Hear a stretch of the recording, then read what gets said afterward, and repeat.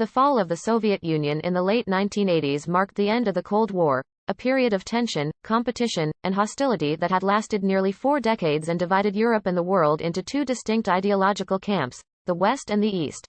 This essay explores the events leading to the fall of communism in Europe, the reunification of Germany, and the dissolution of the Soviet Union between 1989 and 1991.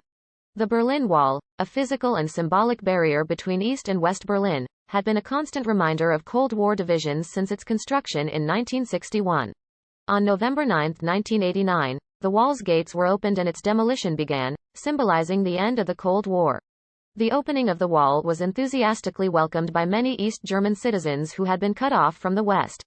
In the following months, communist governments throughout Eastern Europe began to fall, one after the other. Lithuania declared independence on March 11, 1990, and Czechoslovakia declared independence on June 26, 1990. On October 3, 1990, East and West Germany were formally reunited. The reunification of Germany, which had been split between East and West since 1949, was a major accomplishment of the 1989 to 1991 period.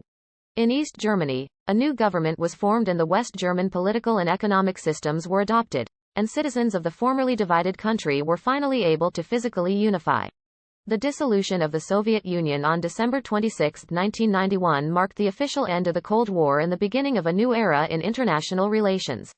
The Soviet Union had ceased to exist, and its constituent republics were declared independent countries. The fall of the Berlin Wall, the fall of communist governments in Eastern Europe, the reunification of Germany, and the dissolution of the Soviet Union between 1989 and 1991 marked the end of the Cold War and the beginning of a new era of peace and cooperation between the former Cold War adversaries. It was an historic time that changed the course of history and paved the way for future generations.